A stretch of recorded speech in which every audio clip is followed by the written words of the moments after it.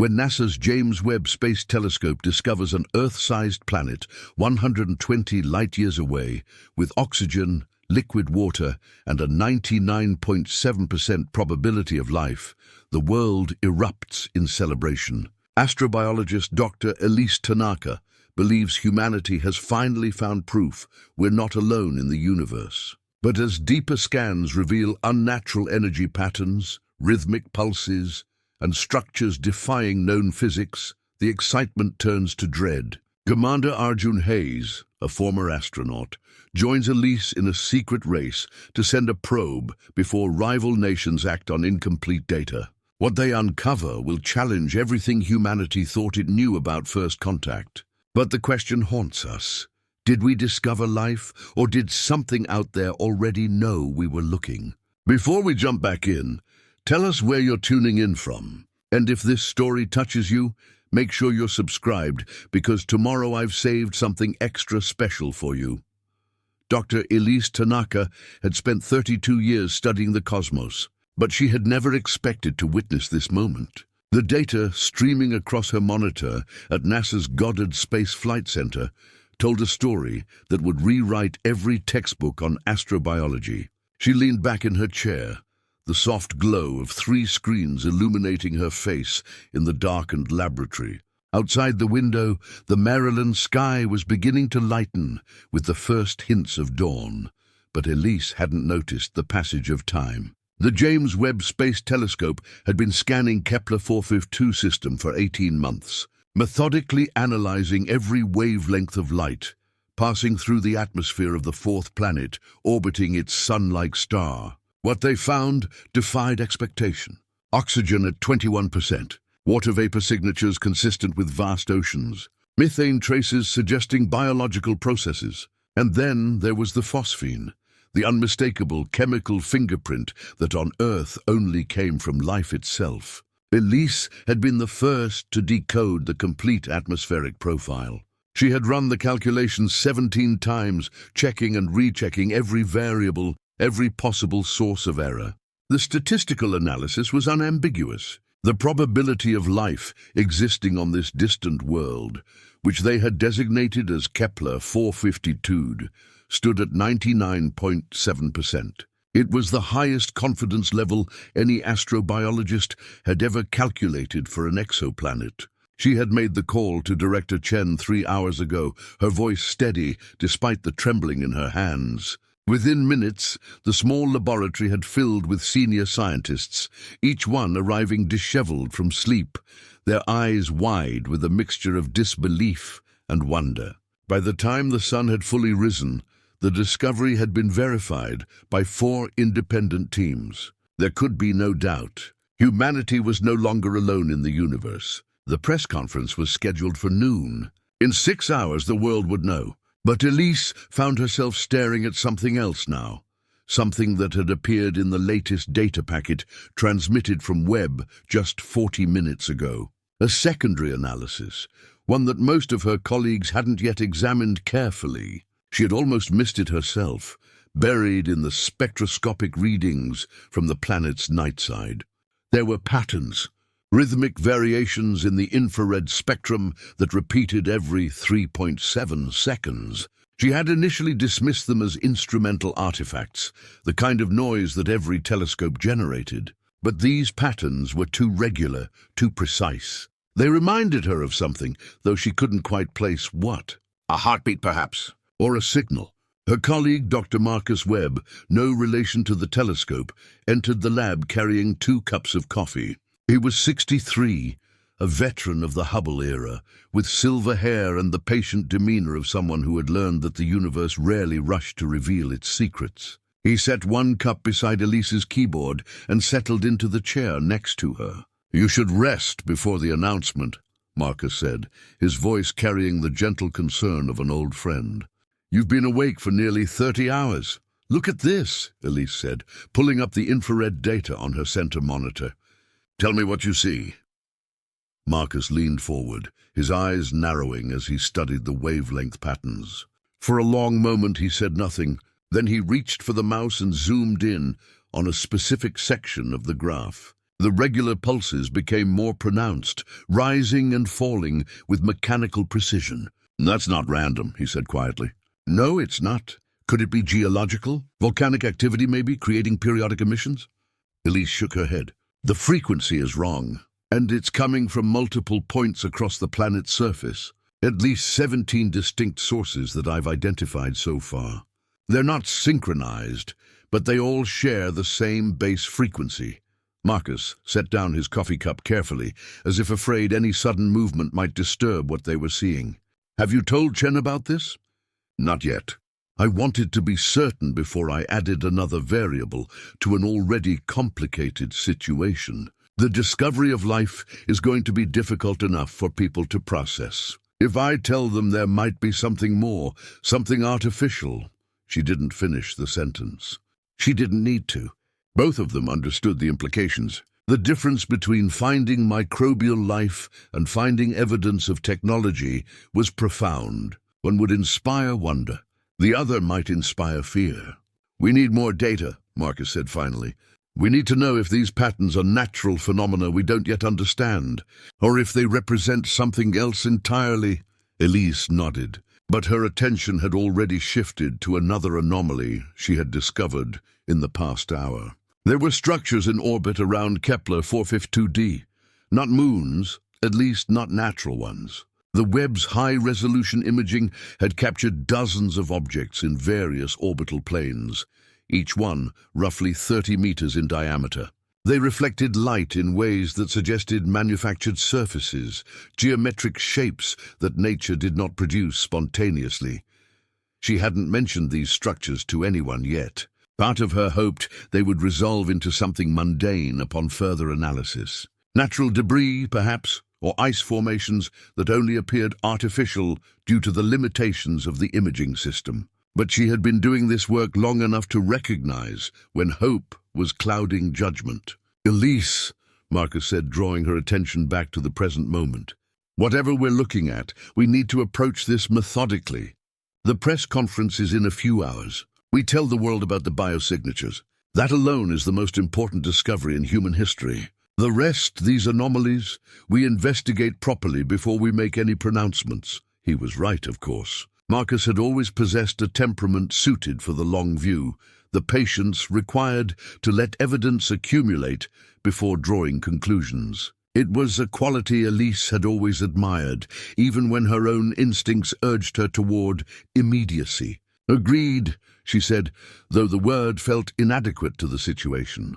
"But I want to set up a dedicated monitoring protocol. I want Webb focused on those orbital structures and the infrared patterns.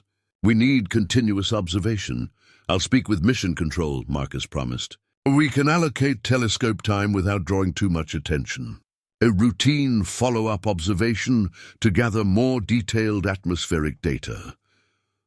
The laboratory door opened again, and Director Chen entered, followed by a woman Elise didn't immediately recognize. Chen was a small man with an efficient manner and sharp eyes that missed very little. He had led Goddard's astrobiology division for 12 years, steering the program through budget cuts and political skepticism with quiet determination. The woman with him was perhaps 45, with close-cropped dark hair and the bearing of someone accustomed to authority. She wore a navy suit that seemed out of place in the casual environment of the research facility. "Dr. Tanaka, Dr. Webb," Chen said by way of greeting. "This is Commander Arjun Hayes from the Department of Defense. She has Level 5 clearance and has been briefed on our discovery." Elise felt a flicker of unease. The involvement of the military was inevitable, she supposed, but she had hoped for at least a few days of purely scientific investigation before the geopolitical complications began. Commander Hayes extended her hand, and Elise shook it, noting the firm grip and the calluses that spoke of physical training. "Dr. Tanaka," Hayes said, her voice carrying a slight accent that Elise couldn't quite place, perhaps British with hints of something else. "I've read your initial report. Extraordinary work. I understand you've identified additional anomalies beyond the biosignatures." Elise glanced at Chen, who gave a slight nod. Someone had been monitoring their communications then. She shouldn't have been surprised. There are patterns in the data that warrant further investigation, Elise said carefully. We're not prepared to make any definitive statements yet. I'm not here to rush your science, Doctor, Hayes replied. But I need you to understand the larger context. Every major power on Earth has access to similar telescope data. The Chinese National Space Administration has their own deep space observatory. So do the Europeans and the Russians. What you've found, others will find as well if they haven't already. You're saying this becomes a race, Marcus said. I'm saying this becomes complicated very quickly, Hayes corrected. The discovery of life is one thing. But if there's evidence of technology, of civilization, the stakes change dramatically. Nations will want to make contact. They'll want to establish protocols, claim precedents, assert interests. Some will approach this with caution. Others will not. Elise felt the weight of the implications settling over her. She had spent 3 decades searching for life beyond Earth, driven by curiosity and the fundamental human need to know if we were alone. She had never fully considered what would happen if the answer arrived not as a simple yes or no, but as a question mark wrapped in layers of complexity and potential danger. What are you proposing? She asked. Hayes glanced at Chen before responding. We're assembling a task force. Scientists, military strategists, diplomats, ethicists, people who can help us navigate what comes next. We want you to lead the scientific team. You understand the data better than anyone. But we need to move quickly, and we need to maintain operational security until we know exactly what we're dealing with. Operational security, Elise repeated, tasting the words. You mean keeping this classified? I mean being careful about what information we release, and when, Hayes said. The world deserves to know the truth. Transparency is fundamental to good science, and I agree with you completely, Hayes said, her expression softening slightly. But consider what happens if we announce not only the presence of life, but also potential evidence of advanced civilization. Without proper context, without time to develop appropriate protocols, we risk creating panic or, worse, precipitating actions by other nations that we cannot control. The room fell silent. Elise looked at Marcus, whose face showed the internal struggle she felt within herself. They had become scientists because they believed in the open exchange of knowledge, in the power of shared discovery to elevate humanity. Secrecy felt antithetical to everything their profession represented. Yet she also understood Hayes's point. The world was not always rational. Fear could drive nations to make catastrophic decisions. She had seen it happen before, though never on a scale like this. How long? Elise asked finally. How long do you want us to wait before disclosing the full scope of what we've found? 72 hours, Hayes replied. 3 days to assemble the task force, analyze the additional data thoroughly, and coordinate with our international partners through proper channels. Then we make a comprehensive announcement with appropriate context and recommendations. And the press conference this afternoon goes forward as planned. You announce the biosignatures, the atmospheric composition, the statistical probability of life. It's the truth, just not the complete truth. Not yet. Elise found herself thinking about her daughter, Maya, who was now 28 and working as a teacher in Seattle. Maya had grown up with a mother who was often absent, consumed by the search for answers among the stars. When Maya was young, she used to ask why it mattered so much, why Elise spent her nights staring at screens instead of being present for school plays and parent-teacher conferences. Elise had always struggled to articulate it, this deep hunger to understand humanity's place in the cosmos. Now faced with the answer she had sought her entire career, she wondered if Maya would understand the weight of this moment, the burden of knowing something that would change everything. I need guarantees, Elise said, her voice firm. If we agree to this delay, I need your word that the information will be released publicly within 72 hours, regardless of political considerations. This isn't a military secret.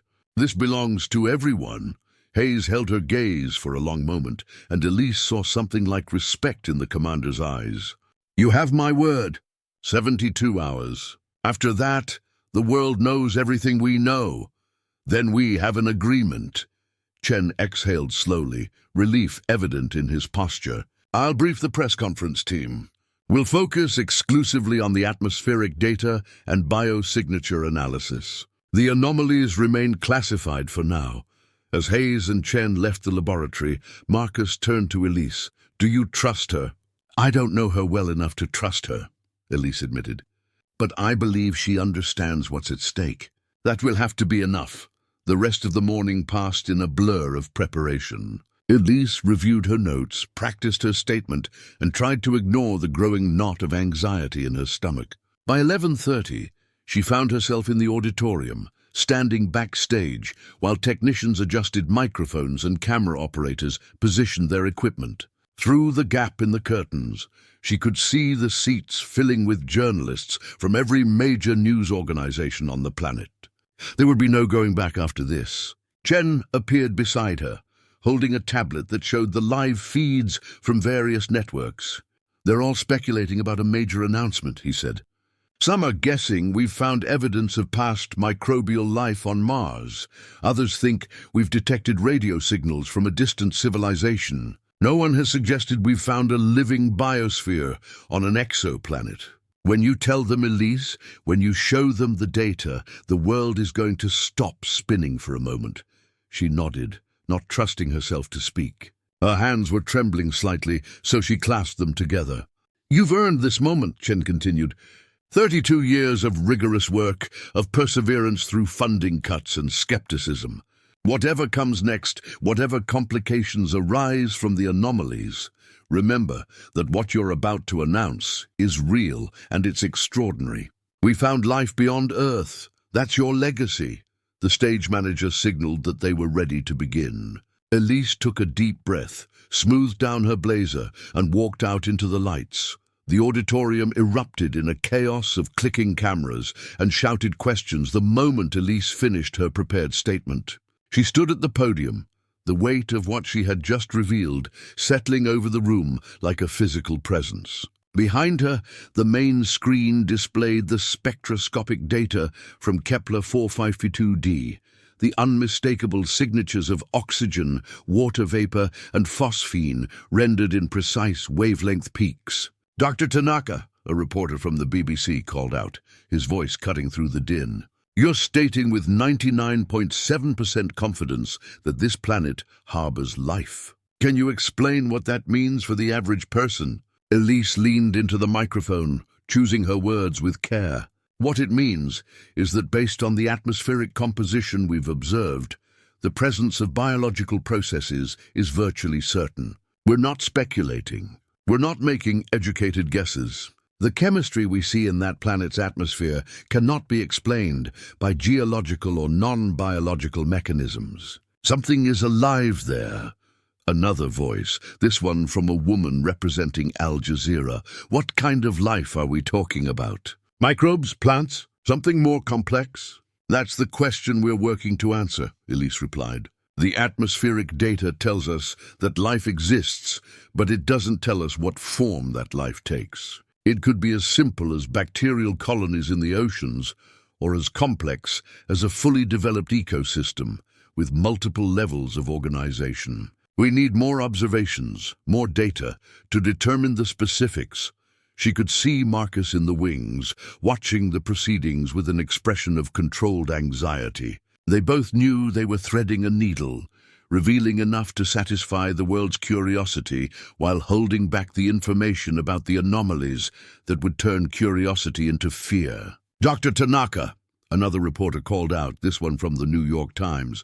"What are the next steps? How do we make contact?" The question hung in the air, heavy with implications. This was the moment Elise had been dreading.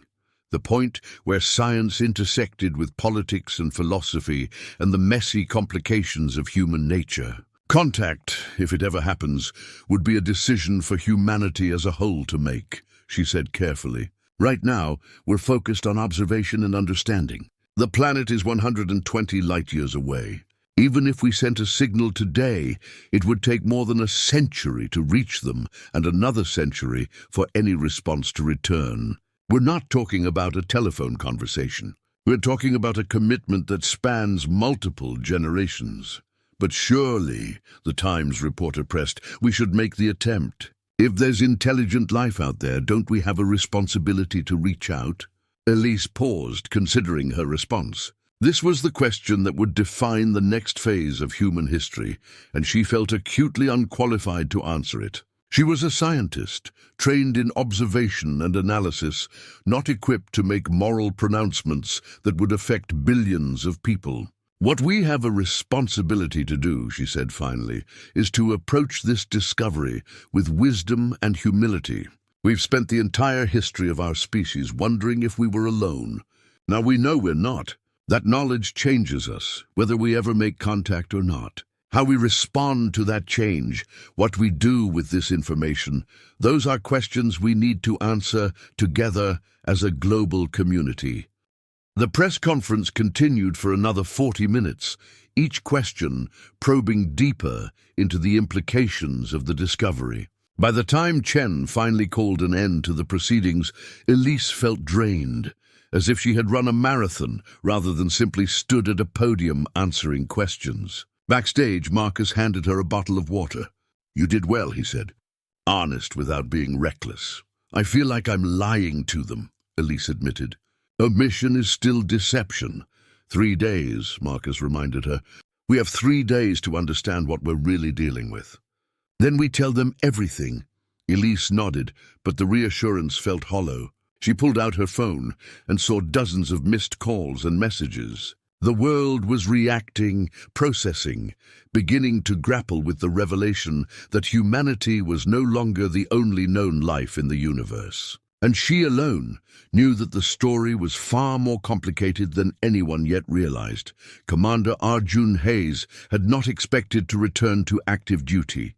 She had spent the last 8 years at the Pentagon, advising on space policy and international cooperation protocols, a position that kept her close to the work she loved, without requiring her to leave Earth's gravity well. At 52, she had made peace with the fact that her days of actual spaceflight were behind her. The younger generation had taken over, and she had found satisfaction in mentoring them, in helping shape the policies that would govern humanity's expansion into the solar system. Then the call had come from General Patricia Reeves at 3 in the morning, pulling her into a situation that would test everything she had learned in 30 years of military service. Now 18 hours after the press conference that had revealed the existence of life on Kepler 452d, Hayes stood in a classified briefing room deep beneath the Pentagon, watching as satellite feeds from observatories around the world streamed across multiple monitors. The room was crowded with officials from various agencies, NASA administrators, State Department diplomats, representatives from the intelligence community, and a handful of scientists who had been cleared for the compartmented information. Dr. Elise Tanaka sat at the conference table, her exhaustion evident in the shadows under her eyes. She had arrived 2 hours ago, escorted by a security detail that had picked her up from Goddard without explanation. Hayes had seen the confusion and apprehension on the scientist's face, the way her shoulders had tensed when she realized this was far more than a routine follow-up meeting.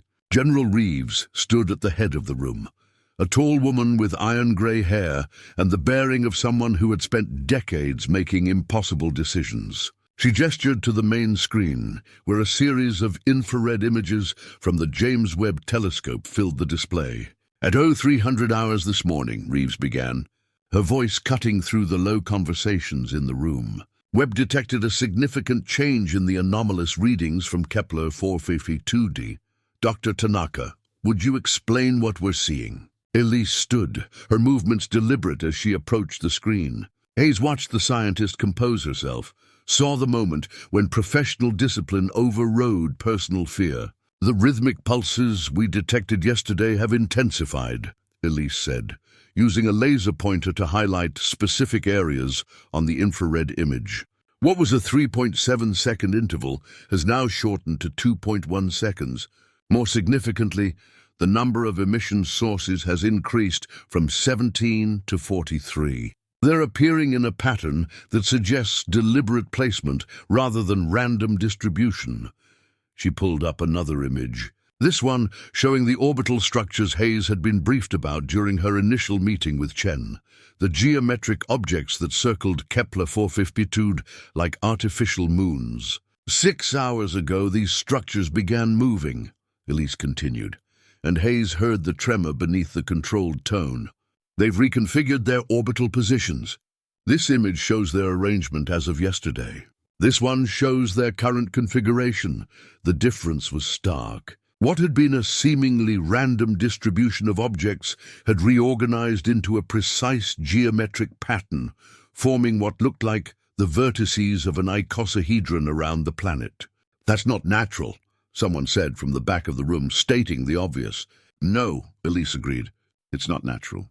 It's intentional, and the energy required to move objects of this size into new orbits within such a short time frame suggests a level of technological capability far beyond our current understanding." The room erupted in overlapping conversations. Hayes saw fear on some faces, excitement on others, and on a few, a cold calculation that spoke to military and political considerations already being weighed. Reeves raised a hand and the room fell silent. "There's more. Dr. Tanaka, show them the spectral analysis from the past 3 hours." Elise pulled up a new set of data, and Hayes felt her stomach tighten as she recognized what she was seeing. The wavelength patterns had changed. What had been simple infrared pulses now showed modulation, variation in frequency and amplitude that suggested something far more complex than mere rhythmic emissions. It looked, Hayes realized with growing unease, like a signal, like communication. "We're seeing structured variation in the electromagnetic spectrum across multiple bands," Elise explained. "Radio, infrared, even some unusual patterns in the visible light spectrum. The mathematical analysis suggests non-random organization. There's information being transmitted, though we haven't yet been able to decode what that information contains." "Are they talking to each other?" asked Director Chen, who had arrived during the night and looked as tired as Elise. "The orbital structures and the surface coordinating somehow?" "Possibly," Elise said. "Or they could be responding to something else entirely. We don't have enough data to determine intent or purpose." A woman Hayes didn't recognize, wearing the credentials of the State Department, leaned forward. "Dr. Tanaka, in your professional opinion, what are we looking at here? Is this evidence of intelligent life?" The question hung in the air, and Hayes saw Elise struggle with the answer. The scientist in her would want to qualify, to list all the alternative explanations, and maintain appropriate skepticism. But Hayes could see in her eyes that Elise already knew the truth, had probably known it from the moment the structures began to move. "Yes," Elise said finally, the single word carrying the weight of everything it implied. "This is evidence of intelligent life, of civilization, of technology that exceeds our own by a considerable margin." The silence that followed was profound. Hayes had been in rooms where nuclear options were discussed, where decisions that would affect millions of lives were debated with cold rationality. This felt different. This felt like standing at the edge of a precipice, looking down into an abyss of unknown depth. General Reeves cleared her throat. "The Chinese Space Agency detected the same changes we did approximately 90 minutes after we did. They've been silent since, which suggests they're having their own classified discussions about the implications. The European Space Agency has also picked up the anomalies. We expect the Russians to confirm within the next few hours, if they haven't already. So this won't stay secret much longer," the State Department representative said. "No," Reeves agreed, "which is why we need to make decisions quickly. Commander Hayes, you've been read into Project Lighthouse. Would you brief the room?" Hayes stood, feeling the attention of everyone present shift to her. Project Lighthouse was a contingency plan that had been developed 5 years ago, a theoretical framework for how to respond if humanity ever detected evidence of extraterrestrial intelligence. Most of the people who had worked on it, Hayes included, had assumed it would remain theoretical forever. Project Lighthouse is a rapid response protocol designed to gather more detailed information about any confirmed extraterrestrial intelligence before other nations can act independently, Hayes began. The core component is a probe mission. We have a modified deep space vehicle in storage at Kennedy Space Center, originally built for a Jupiter mission that was cancelled due to budget constraints. With some retrofitting, it could be launched within 72 hours. 72 hours? Someone repeated, incredulous. That's impossible. It's improbable, Hayes corrected. But it's not impossible. The vehicle is essentially complete. We would need to update the navigation systems, install new communication arrays, and load it with the appropriate scientific instruments. The launch window isn't ideal, but it's acceptable. We could have a probe en route to Kepler 452 within 3 days. Commander, Elise interjected, her voice sharp. That planet is 120 light-years away. Even at maximum velocity, a probe would take millennia to reach it. What's the point? The point isn't to reach the planet, Dr. Tanaka, Hayes replied. The point is to demonstrate capability and commitment, to show that we're taking action while we coordinate international response. And more practically, the probe would gather additional spectroscopic data as it travels, potentially revealing information we can't detect from Earth. She could see Elise processing this, understanding dawning alongside skepticism. You want to send a message? Among other things. This is reckless, Elise said, her composure beginning to crack. We don't know anything about whoever or whatever is out there. We don't know their intentions, their capabilities, their history. Sending a probe, announcing our presence in such an overt way that could be seen as aggressive. Or it could be seen as exactly what it is, Hayes countered. An attempt at peaceful contact, at demonstrating that we're capable of reaching beyond our own world. The decision to launch the probe was made within 6 hours of the briefing. Elise had argued against it, mounting every scientific and ethical objection she could articulate. But she had been overruled by a consensus that included not just military leadership, but also civilian officials who saw the political necessity of action. The United States needed to demonstrate leadership, they argued, needed to establish precedent before the international community descended into chaos or competition. She found herself at Kennedy Space Center 36 hours later, standing in the observation gallery overlooking the vehicle assembly building, where teams worked around the clock to prepare the probe for launch. The facility hummed with urgent activity, technicians and engineers moving with practiced efficiency despite the compressed timeline. Through the reinforced glass, she could see the probe itself, a cylindrical craft about the size of a school bus, its hull covered in reflective gold foil and bristling with sensor arrays. Commander Hayes stood beside her, reviewing checklists on a tablet. The past day and a half had transformed the woman from a policy advisor into something more primal, a leader coordinating a complex operation with military precision. Elise had watched her manage dozens of competing demands, making rapid decisions about resource allocation and technical priorities without apparent doubt or hesitation. The communications array is giving us trouble, Hayes said, without looking up from her tablet. The engineers are concerned about signal degradation over interstellar distances. We're installing redundant systems, but it's adding weight we didn't account for in the original calculations. It won't matter, Elise replied, her tone flat. Even with perfect communications, we're talking about a 120-year delay in each direction. This isn't a conversation. It's barely a gesture. Hayes finally looked at her, and Elise saw something like understanding in the other woman's eyes. You think I don't know that? You think I believe this probe is actually going to accomplish anything practical? Then why are we doing this? Because humanity needs to believe we're taking action. Because the alternative is paralysis, or worse, dozens of nations acting independently without coordination or shared protocols. This probe is a symbol, Dr. Tanaka. It's a way of buying time while we figure out what comes next.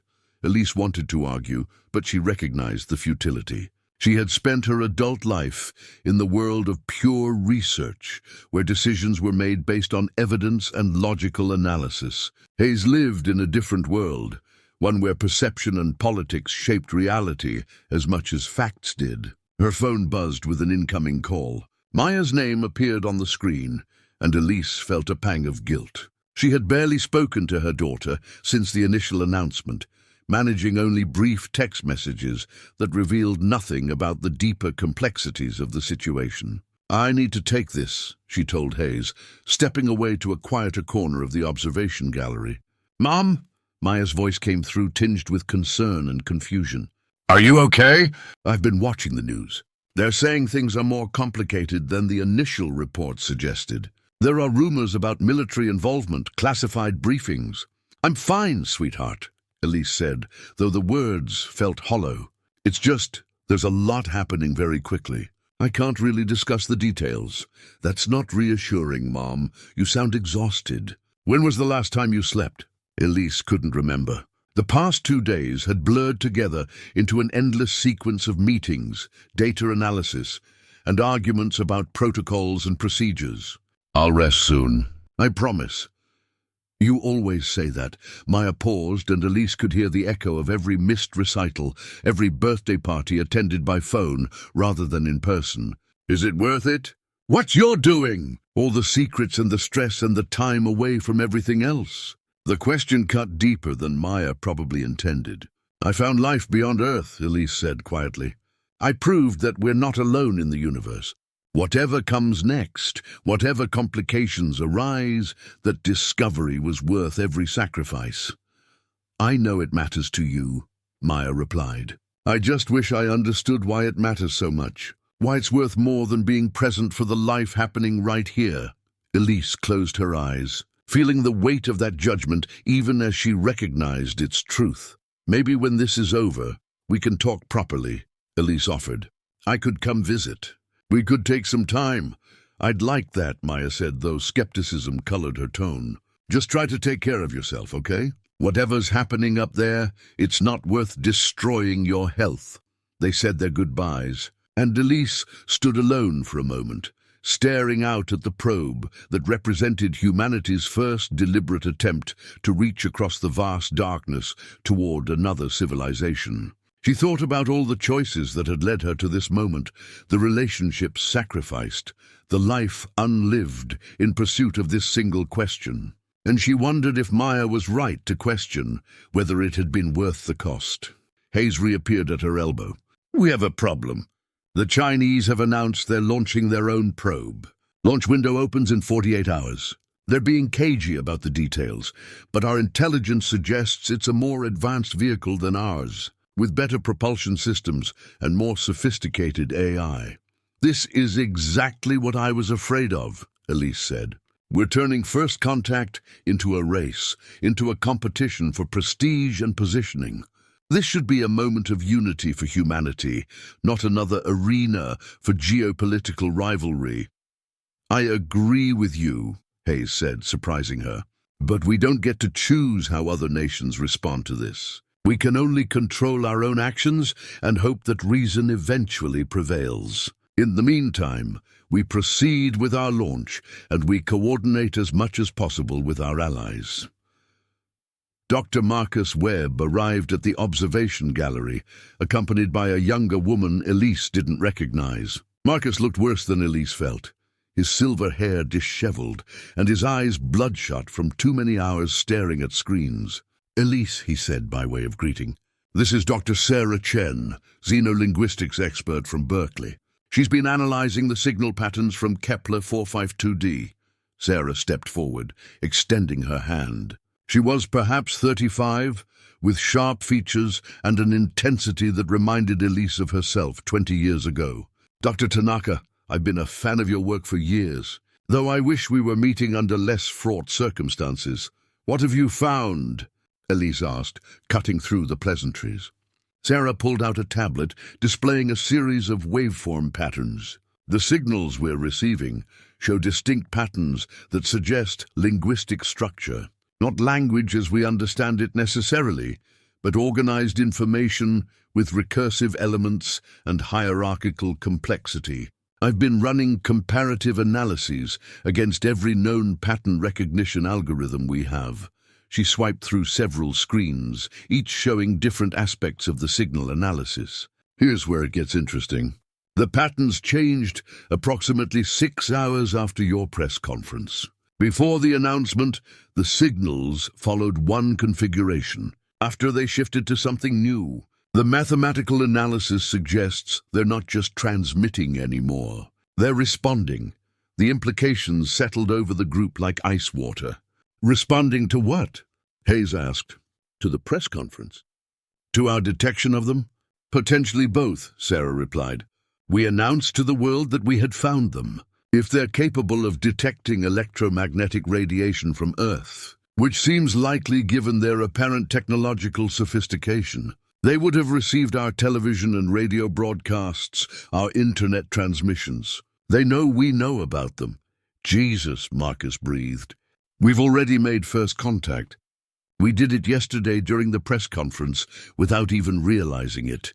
Elise felt the room tilt slightly, her exhaustion and the magnitude of the revelation combining to produce a moment of dissociation. Everything they had been planning, all the careful protocols about how to approach first contact, had become obsolete. The contact had already occurred. Humanity had announced itself to the universe, and something out there had heard. We need to inform the task force immediately, Hayes said, already pulling out her phone. This changes everything. Wait, Elise interjected. Before we escalate this further, we need to understand what we're looking at. Sarah, you said the patterns suggest response. Can you determine intent? Are they trying to communicate with us specifically, or is this just some kind of automatic reaction to detected observation? Sarah shook her head. That's beyond my ability to determine with the current data. We'd need more time, more samples of the signal patterns, more context. What I can tell you is that whatever intelligence is behind these signals, it's sophisticated, enough to distinguish between passive observation and active announcement. It recognized that our press conference represented a change in the relationship between us. A relationship, Hayes repeated quietly. You're describing this as if we're already engaged with them in some kind of dialogue. We are, Sarah insisted. Maybe not dialogue in the sense of conversation, but certainly in the sense of mutual awareness. They know we're here. We know they're there. Whatever happens next occurs in the context of that shared knowledge. The launch was scheduled for dawn the following morning. Elise spent the intervening hours in a conference room with Marcus, Sarah, and a rotating cast of officials and scientists trying to develop protocols for what to include in the probe's message. The original plan had called for a simple introduction, basic mathematical concepts that would demonstrate intelligence without revealing too much about human capabilities or vulnerabilities. But the discovery that the entities on Kepler 452d were already aware of humanity's existence complicated that calculus. We should include more comprehensive information, argued Dr. Philip Rostov, a physicist from MIT who had joined the team via video conference. Cultural artifacts, scientific achievements, artistic expressions. If they're already observing us, pretending to be more primitive than we are, serves no purpose. We should present ourselves honestly. Or we should send nothing at all, countered another voice, this one belonging to Dr. Amanda Pierce, an ethicist from Stanford. Every message we send is a potential vulnerability. We're revealing our location, our capabilities, our nature as a species. Until we understand their intentions, caution should be our primary concern. The debate continued for hours, circular and exhausting. Elise found herself in the unusual position of mediating between factions, trying to find consensus where fundamental differences in philosophy made agreement nearly impossible. By the time they reached a compromise, the sky outside had darkened and then begun to lighten again with the approach of dawn. The message they finally agreed upon was modest: mathematical sequences to establish common ground, basic physical constants of the universe, a representation of Earth's position in the galaxy, and a single image chosen after heated debate. The famous pale blue dot photograph taken by Voyager 1, showing Earth as a tiny speck suspended in a vast emptiness. It was, they agreed, both humble and honest. It said, "This is where we are. This is how small we are. This is what we're trying to protect." Hayes found Elise in the observation gallery as the sun began to rise over the Atlantic, painting the sky in shades of orange and gold. The commander looked as tired as Elise felt, but there was a determined set to her jaw that suggested she would continue functioning on will alone, if necessary. "The engineers are completing final checks," Hayes said. "We're on schedule for launch in 90 minutes. I wanted to ask you something before we proceed." "What is it? Do you believe we're doing the right thing? Not the politically expedient thing or the strategically necessary thing, but the right thing?" Elise considered the question, appreciating that Hayes had asked it without obvious agenda. "I don't know," she admitted. "I've spent my whole career searching for evidence of extraterrestrial life. I believed that discovery would be an unambiguous good, that it would unite humanity in wonder and shared purpose. But now that we've found it, all I see are the complications and the dangers, the ways this could go wrong." "But if you had the choice," Hayes pressed, "if you could go back to the moment before you decoded the atmospheric data and choose not to look, not to reveal what you found, would you?" "No," Elise said without hesitation. "Knowledge is never wrong.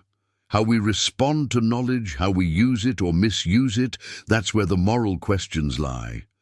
But the seeking itself, the desire to understand, that's fundamentally human and fundamentally necessary." Hayes nodded, slowly, as if this answer confirmed something she had already suspected. "Then we proceed. We send the probe, we make our gesture toward the stars, and we accept whatever consequences follow." They walked together to the Launch Control Center, a facility filled with monitors and technicians preparing for the most significant space launch in human history.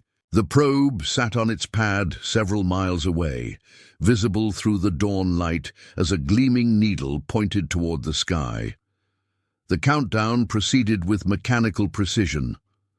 Elise watched the numbers decrease on the main screen, each second bringing them closer to an irrevocable action. Around her, technicians monitored systems, called out status updates, performed the ritual dance of launch protocols that had been refined over decades of space exploration.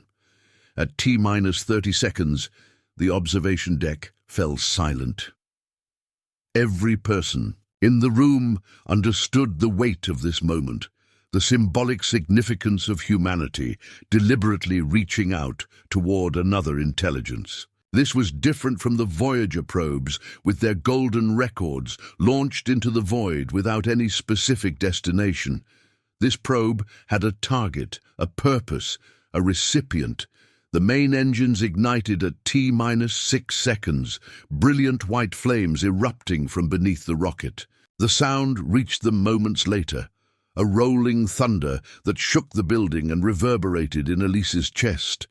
She felt tears on her cheeks without remembering when she had started crying. The rocket lifted off with ponderous grace, accelerating as it climbed into the morning sky. Elise tracked it through the observation windows, watching until it was nothing more than a bright point of light, then merely a contrail, then nothing at all. But she could still see it on the monitors, the telemetry showing the probe's trajectory as it arced toward escape velocity. "Separation confirmed," a voice called out. "The probe is free flying and all systems are nominal." A cheer went up from the technicians, relief and triumph mixing in the sound. Hayes clapped Elise on the shoulder, a gesture of shared accomplishment. Marcus appeared at her other side, his face showing something like vindication. "We did it," he said simply. But Elise felt no triumph, only a deep unease that she couldn't articulate. They had done something, certainly.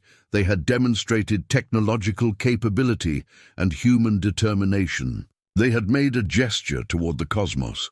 But whether they had done the right thing, whether this moment would be remembered as the beginning of a new era or as a catastrophic mistake, that remained unknown. Her phone buzzed with a notification. The news networks had already picked up the launch, and their coverage was spreading across social media like wildfire. Speculation ran rampant. Some celebrated this as humanity's finest hour. Others expressed fear, demanding to know why the government was taking unilateral action in a matter that affected all of humanity. Religious leaders issued statements ranging from support to condemnation. The world was fracturing along predictable lines, unity dissolving into faction and argument. Sarah appeared beside her, tablet in hand. "You need to see this. Webb has picked up new activity from Kepler 452d. The signal patterns changed again, approximately 8 minutes ago." 8 minutes, Elise repeated, calculating quickly. "That's roughly the time it would have taken for light from our launch to reach... what? Maybe Saturn's orbit? They couldn't have detected the launch itself yet." "No," Sarah agreed, "but they could have detected the electromagnetic signature of the preparations, the increased radio traffic, the power surges from the launch facility, all the activity leading up to the event. If they're monitoring us, they would have seen us preparing for something significant." Elise looked at the signal analysis Sarah was showing her. The patterns had become more complex, more urgent somehow, though she couldn't have explained what quality of the data led her to that interpretation. It was intuition, pattern recognition, operating below the level of conscious thought. "What are they saying?" she asked, though she knew Sarah couldn't possibly answer. "I don't know," Sarah admitted, "but I think they're trying to tell us something important. And I think we need to figure out what it is before we take any more irreversible actions." 3 days after the launch, Elise found herself in a secure facility outside Washington, part of a task force that had grown to include representatives from 17 nations. The international response to the Kepler 452d discovery had been chaotic at first, with each government pursuing its own agenda and making independent pronouncements. But the recognition that humanity faced something unprecedented had eventually forced cooperation, however reluctant and fragile. The facility reminded Elise of a university campus, with clusters of buildings connected by covered walkways and green spaces that seemed incongruous given the gravity of the work being conducted inside. Her quarters were comfortable but institutional. A small suite with a bedroom, bathroom and work area that felt more like a hotel than a home. She had been here for 72 hours and had barely seen the sun. Marcus had been assigned to the same facility, working with a team of astronomers to maintain continuous observation of Kepler 452d. Sarah Chen led the linguistics group, attempting to decode the increasingly complex signals that continued to emanate from the distant planet. And Commander Hayes coordinated the overall operation, managing the delicate politics of international collaboration while keeping the various scientific teams focused on their objectives. Elise sat in her quarters late at night, reviewing the latest data on her laptop.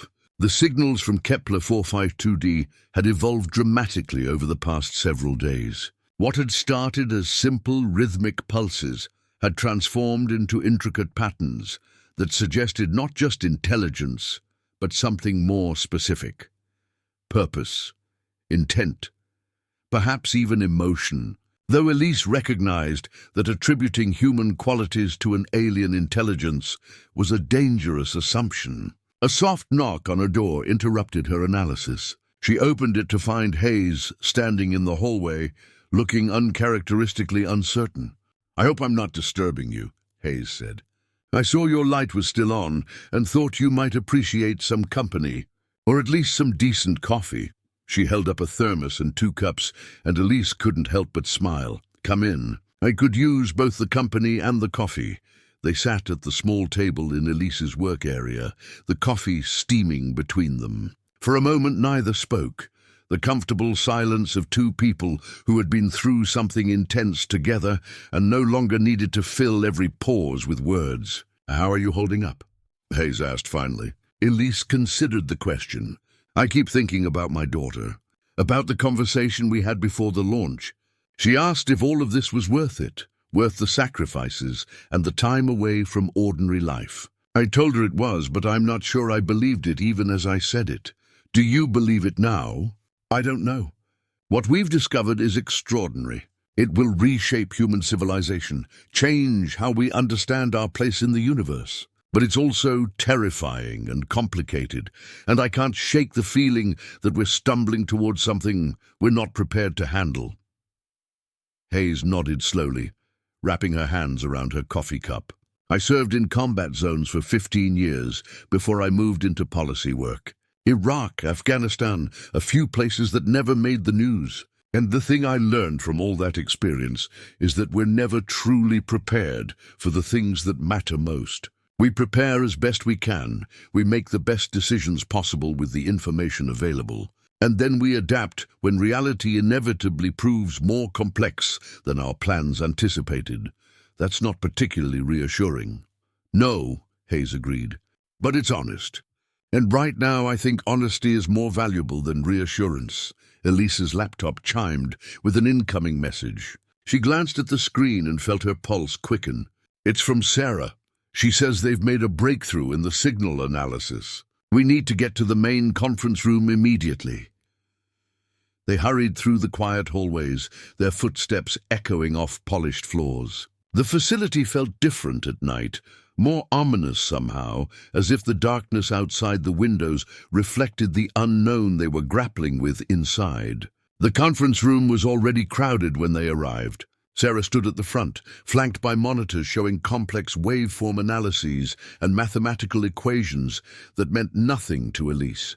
Marcus was there, along with several other members of the scientific team, all looking exhausted but animated. "Thank you all for coming so quickly," Sarah began, her voice carrying an edge of excitement that Elise had rarely heard from the usually measured linguist. "We've been analyzing the signal patterns for the past week, and we've finally identified a structural element that appears consistent across all transmissions. It's not a language in the traditional sense, but it's a communication system of remarkable sophistication."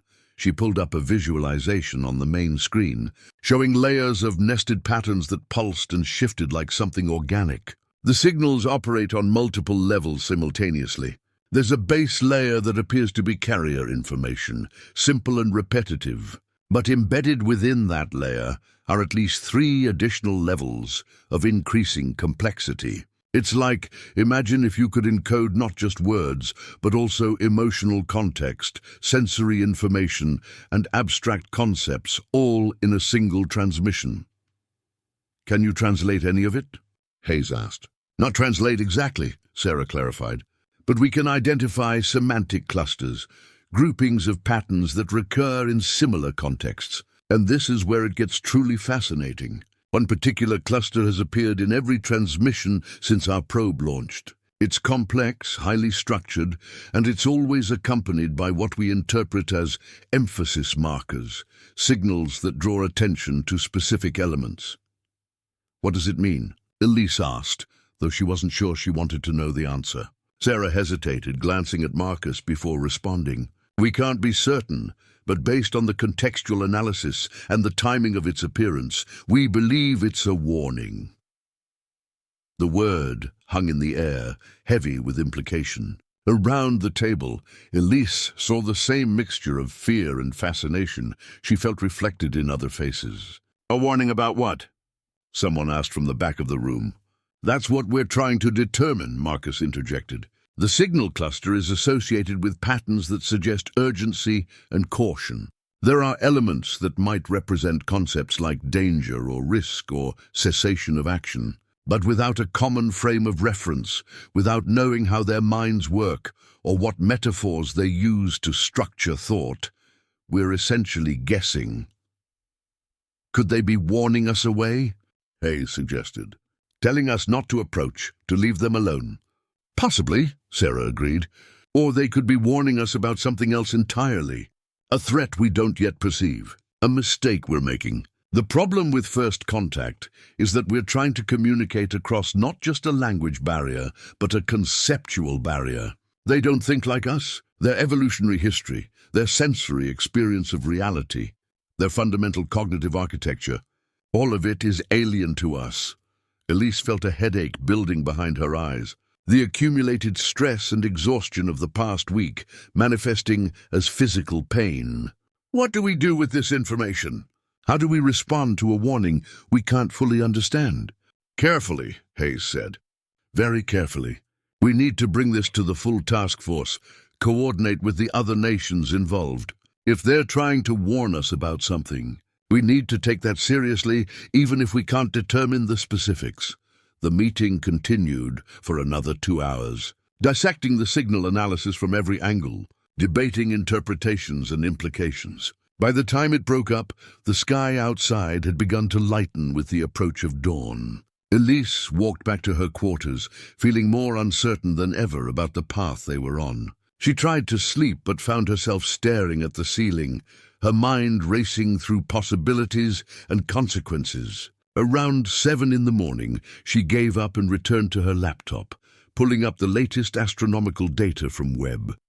What she saw made her breath catch. The orbital structures around Kepler 452d had moved again, but this time they hadn't reconfigured into a new geometric pattern. They had aligned themselves in a way that, from Earth's perspective, formed a barrier between the planet and humanity's approaching probe. It was, Elise realized with growing dread, a defensive posture. She immediately called Hayes, who arrived at her quarters within minutes, still wearing the same clothes from the night before. Together, they examined the data, confirming what Elise had initially observed. "They're protecting something," Hayes said quietly. "Shielding the planet from our probe. Or shielding us from something on the planet," Elise countered. "From something on the planet," Hayes repeated slowly. "You think whatever is transmitting those signals, whatever moved those structures into position, is trying to protect us? I think we need to consider all possibilities. Maybe their warning wasn't about us staying away. Maybe it was about us not coming closer because there's something dangerous here, something we need to be protected from." Hayes moved to the window, staring out at the morning light, filtering through the trees surrounding the facility. "That raises an even more disturbing question. If they're trying to protect us, what are they protecting us from? And why would they care about the safety of a species they've presumably never met?" The emergency task force meeting was convened within the hour.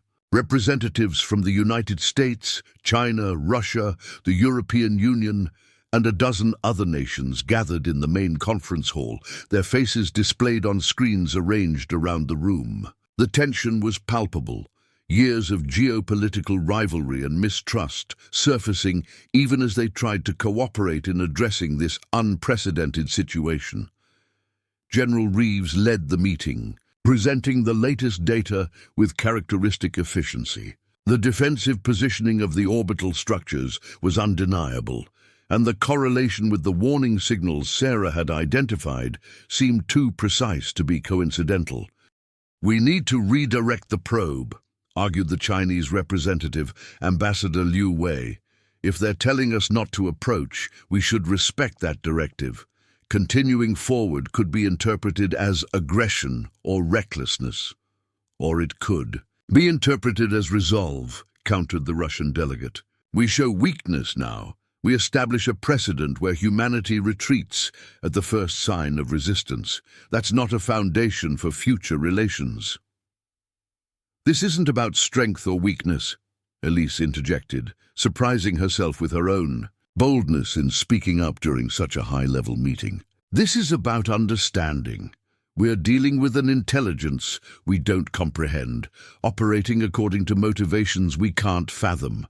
Every assumption we make about their intentions or our appropriate response is just that, an assumption built on human thinking applied to a fundamentally non-human situation." Then what do you propose, Dr. Tanaka? Ambassador Liu asked, his tone suggesting genuine interest rather than challenge. I propose we attempt to establish clearer communication before we make any decisions about the probe's trajectory. We've been passive recipients of their signals. We need to become active participants in the dialogue, send a response, something simple that acknowledges their warning and requests clarification. And how exactly do we do that? Asked the French representative. We don't speak their language. We don't understand their conceptual framework. Any message we send is as likely to confuse as to clarify. Sarah leaned forward, her expression intense. We use the patterns they've already established, mirror their signal structure back to them with variations that indicate reception and request for elaboration. It's rudimentary, but it's a foundation. We show them we're trying to understand rather than simply proceeding with our own agenda. The debate continued for hours, various factions arguing for different approaches. Some wanted to accelerate the probe, pushing forward before the defensive barrier could be completed. Others wanted to abort the mission entirely, recalling the probe and focusing on observation rather than approach. A few suggested more aggressive options, proposals for demonstrating human technological capability in ways that made Elise deeply uncomfortable. Finally, a compromise emerged. They would transmit a response using the framework Sarah had suggested, while simultaneously slowing the probe but not stopping it entirely. This gave them time to interpret any response while maintaining forward progress. It satisfied no one completely, which Elise had learned was often the hallmark of functional compromise. The transmission was crafted over the next 36 hours. Sarah led a team that included linguists, mathematicians, and communications, specialists from 6 nations, all working to create something that balanced clarity with humility. They used the signal patterns they had identified as representing warning and acknowledgement, structured in ways that indicated understanding and request for additional information. When they finally sent the message, directing every radio telescope on Earth toward Kepler 452 in a coordinated burst of electromagnetic energy, Elise felt a peculiar mixture of hope and dread. They had done their best. Now they waited to see if their best was good enough. The response came faster than anyone had anticipated. Less than 24 hours after humanity's transmission, Webb detected dramatic changes in the signal patterns from Kepler 452d. Sarah's team worked frantically to analyze the new data, and when they finally presented their findings, the implications were staggering. They understood us, Sarah announced to the assembled task force, her voice tinged with wonder. Not just that we were trying to communicate, but the specific content of our message. They've responded using variations on our own signal structure, adding layers of complexity that suggest approval. Approval of what? Hayes asked. Of our attempt to communicate, of our willingness to slow down and seek understanding. The patterns include elements that correlate with what we might interpret as encouragement or validation. They're essentially saying, yes, keep talking, we want this dialogue to continue. Elise felt tears prickling at her eyes, the emotional weight of the moment overwhelming her usual scientific detachment. They were communicating. Across 120 light-years, across the vast gulf of evolutionary history and cognitive difference, 2 intelligences were reaching toward understanding. But Sarah wasn't finished. There's more. Embedded in their response is what appears to be a new warning, more detailed than the previous ones. And this time, the context is clearer. They're not warning us about approaching them. They're warning us about something else, something that's apparently related to the act of approach itself. She pulled up a visualization showing the signal structure. See these patterns here? They correlate with sequences we've identified as representing time or duration. and they're associated with elements that suggest consequence or result. Our best interpretation is that they're telling us something will happen if we continue forward, something significant. D. Could they be threatening us? The Russian delegate asked, saying they'll take action if we don't stop? I don't think so, Sarah replied. The emotional markers, if we're reading them correctly, don't suggest aggression or hostility. They suggest concern, almost protective, like they're trying to warn us about a danger we don't perceive.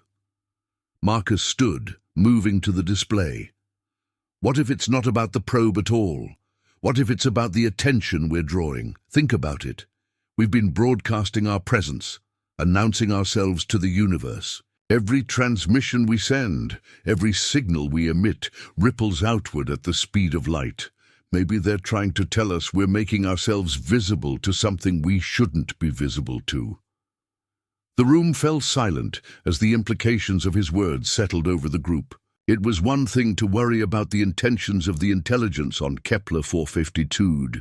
It was something else entirely to consider that there might be other intelligences out there. Ones less benevolent, ones that posed a threat humanity hadn't even imagined. That's speculation, General Reeves said, but her tone lacked conviction. We can't make policy decisions based on hypothetical threats. But we can exercise caution, Elise argued. We can acknowledge that we're operating with incomplete information in a universe that's proven to be far more complex than we realized just days ago. Maybe slowing down isn't weakness, maybe it's wisdom. The debate that followed was more somber than previous ones, the bravado and posturing replaced by a genuine grappling with uncertainty. In the end, they decided to continue both the communication attempts and the probe's approach, but at a significantly reduced pace that gave them more time to understand what they were being warned about. Elise returned to her quarters that evening, feeling the weight of every one of her 58 years. She thought about calling Maya, about trying to explain what was happening and why it mattered. But what could she say? That humanity had found evidence of extraterrestrial intelligence and immediately stumbled into a situation they barely understood. That they might be walking into danger they couldn't perceive, warned by an alien civilization they couldn't quite comprehend. Instead, she opened her laptop and began drafting a personal log, documenting her thoughts and fears for a future that seemed suddenly uncertain. If this went wrong, if humanity's first contact with extraterrestrial intelligence ended in disaster, at least there would be some record of what they had tried to do, what they had hoped to achieve.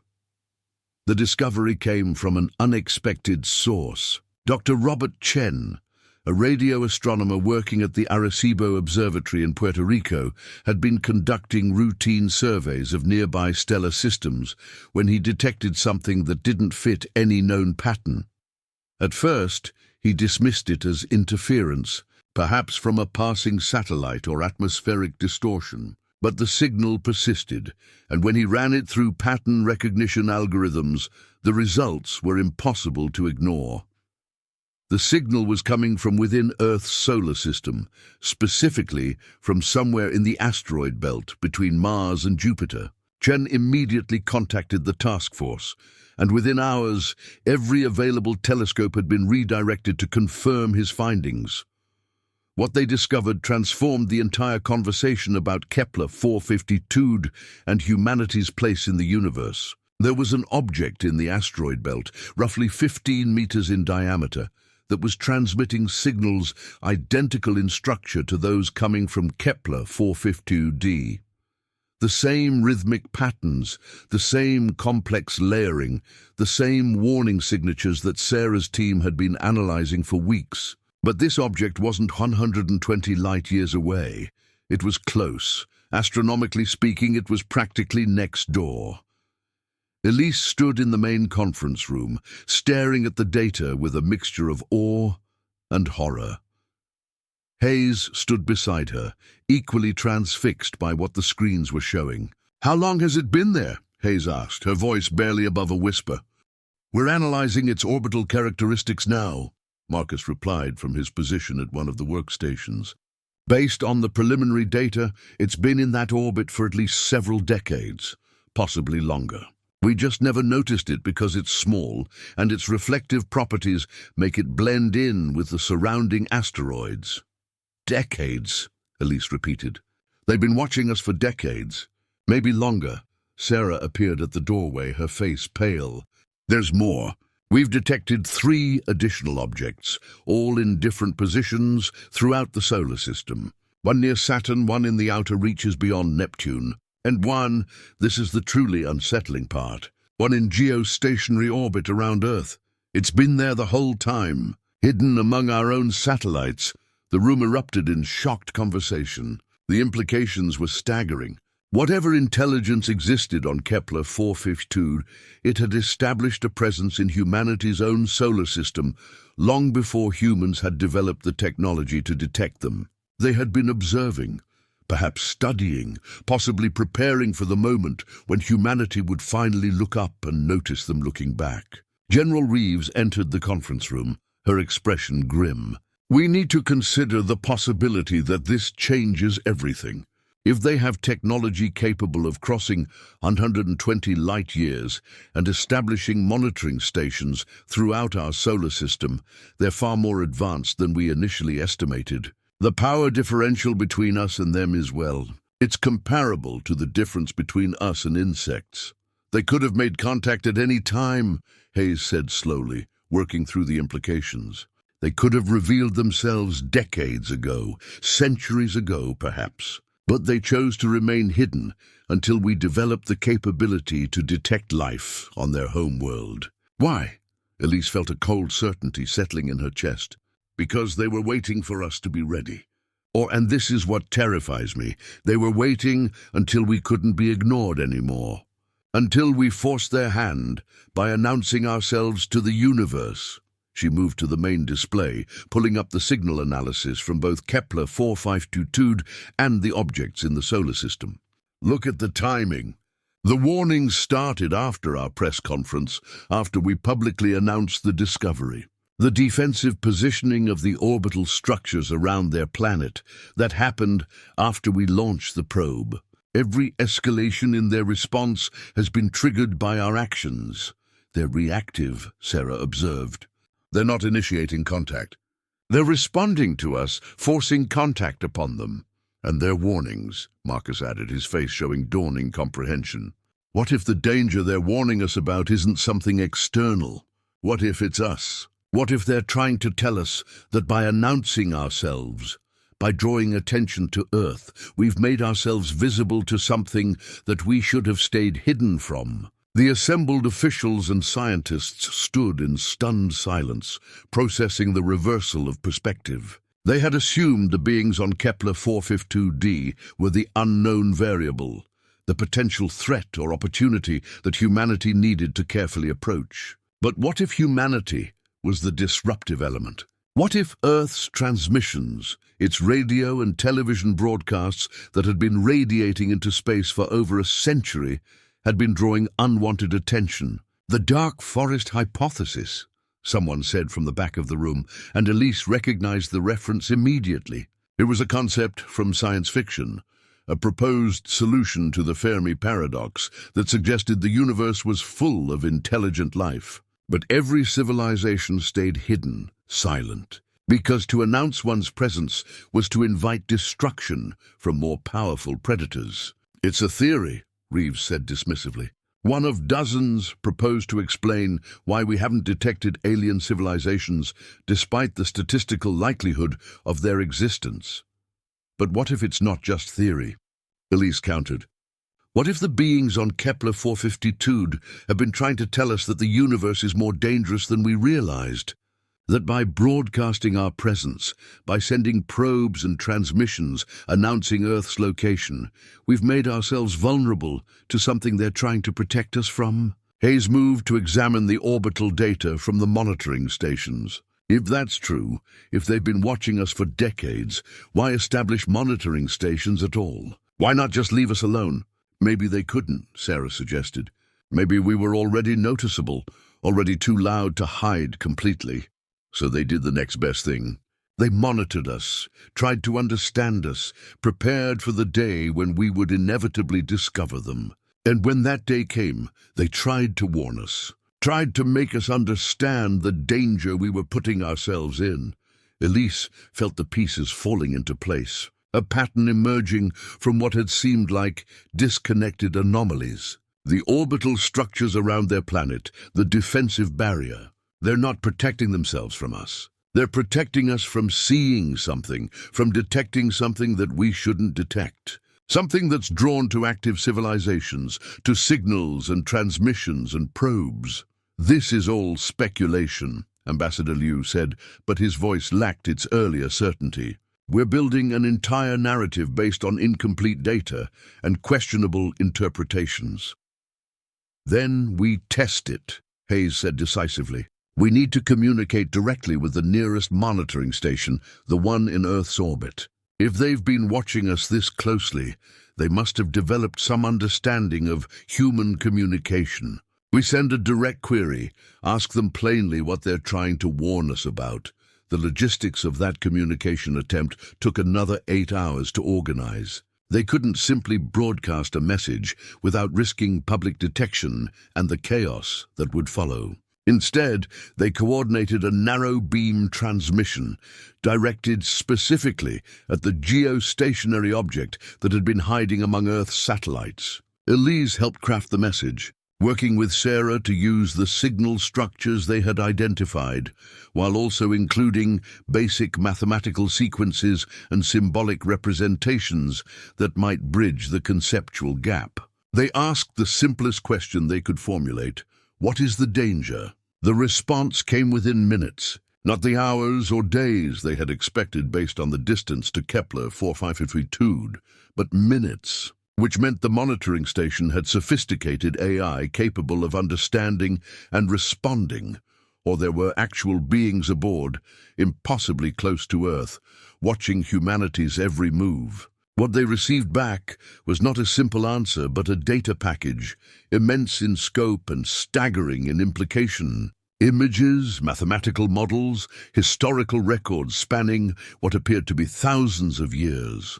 It took days to process and understand, but when they finally pieced together the message, the truth was more terrifying than anyone had imagined. There were other civilizations in the galaxy, dozens of them, perhaps hundreds. And they all lived in fear of something called the Harvesters, a distributed intelligence that consumed biological civilizations, drawn to electromagnetic signals like sharks to blood in water. Every civilization that had survived long enough to achieve interstellar awareness had learned the same harsh lesson. Silence was survival.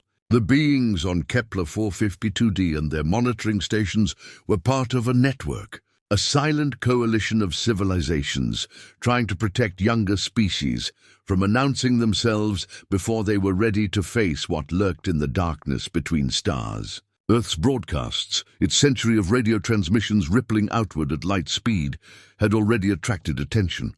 The Harvesters were coming, and humanity had perhaps a decade, maybe less, to prepare for an encounter they could not possibly win. The world changed overnight, though most of humanity remained unaware of the transformation. The task force operated under the highest levels of classification, but General Reeves and the assembled government representatives understood that secrecy could not be maintained indefinitely. The question was not whether to inform the public, but when and how to do so in a way that minimized panic while maximizing the chance of coordinated global response. Elise found herself at the center of a planning effort unlike anything she had ever experienced. The scientists, military strategists, and political leaders who had been debating communication protocols now faced a far more urgent challenge: how to prepare Earth for an existential threat that most people didn't know existed. The data from Kepler 452d's monitoring station had been comprehensive and devastating. The Harvesters, as the coalition civilizations called them, were not a single species, but a distributed network of semi-autonomous entities that had been consuming biological civilizations for millions of years. They operated on timescales that made human lifespans seem like heartbeats, patient and methodical in their approach. But once they detected a civilization through its electromagnetic emissions, they were relentless in their pursuit. The historical record showed dozens of worlds that had fallen silent over the past 100,000 years. Thriving civilizations reduced to dead planets, their biospheres stripped, their resources consumed, their very existence erased from the cosmic record. Only those civilizations that had maintained strict radio silence or developed sophisticated masking technologies had survived. And even they lived in constant fear, never knowing when the harvesters might detect them through some oversight or accident. Earth had been broadcasting for over a century. The harvesters were already on their way. Hayes coordinated with military leaders from every major nation, developing defensive strategies that everyone knew were inadequate but necessary anyway. If the historical data was accurate, the harvesters would arrive with technology centuries ahead of humanity's capabilities. Direct confrontation would be suicide. Their only hope lay in the coalition civilizations, the network of survivors who had been monitoring younger species and trying to protect them when possible. The beings from Kepler 452 had transmitted detailed plans for defensive systems, technologies that could mask Earth's electromagnetic signature and potentially hide the planet from further harvester detection. But implementing these technologies would require unprecedented global cooperation and a complete transformation of Earth's technological infrastructure. Radio and television transmissions would need to cease. Satellite communications would need to be shielded or abandoned. Humanity would need to go silent, hiding in plain sight while hoping the harvesters would pass them by. The political implications were staggering. How do you convince 8 billion people to give up the communications technologies that had become essential to modern life? How do you explain that the internet, cell phones, GPS, all the innovations that had connected humanity were now deadly beacons drawing an unstoppable threat toward Earth?